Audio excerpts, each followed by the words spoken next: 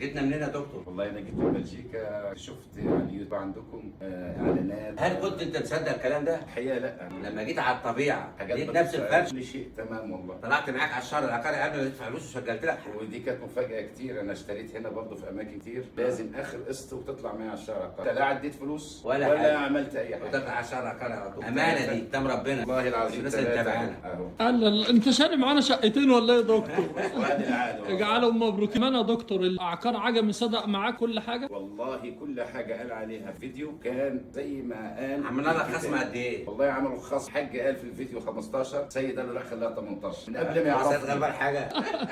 احلى حاجه في الموضوع ده تعليقات سيد والله عندك الشمس، عندك على الهواء، الشعب طلعت على البحر ولا طلعتش على على البحر؟ البحر زي والله طلعت زي البحر ما- يا سيد. هو هي فيها بحر. شايف البحر يا دكتور؟ بحر ده ولا صوره يا حاج عبد؟ ما شاء الله يا دكتور والله. الشقه طلعت 3 اوض حقيقي. 3 اوض بفرشها، سفره ب2 حمام، كله تمام ما شاء ما الله. طلعش حمام عند الجيران ولا لا حاجه؟ والله بارك الله فيك، كل حاجه اللي قلت عليها ربنا يبارك فيك. كمان عليها قال لك مش هتمشي الا لما تتغدى. عايزين احلى من لا كده. إن شاء الله. من عندي انا والله. تعالوا وهتلاقوا تجدوا ما يسركم. ده يعني لا باخد منه حاجه. إحنا والله مش العظيم.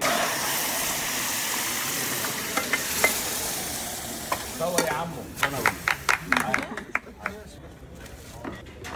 هو دي بتاعتي انا وانت، دي بتاعتي انا وانت. ولا عايز تاكل لوحدك؟ لا يا عم.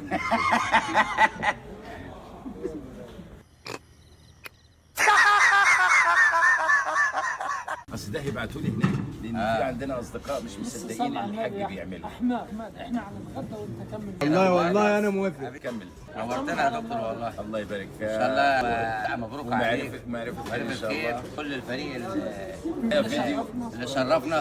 ده فيديو لاصحابنا اللي في اوروبا اللي بيقول لك مش معقول. دي محبه يعني. مش معقول الحاجه اللي بيصورها يديها لك، لا ده فوق كده ما يسيبكش الا لما تتغدى. واهم حاجه تاكل الملوخيه. اهم حاجه الملوخيه. وده الحاج حبيبنا برضه، ربنا يبارك لنا فيه. يلا بينا. اتفضلوا معانا بقى. اتفضلوا معانا يا شكرا يا عمو.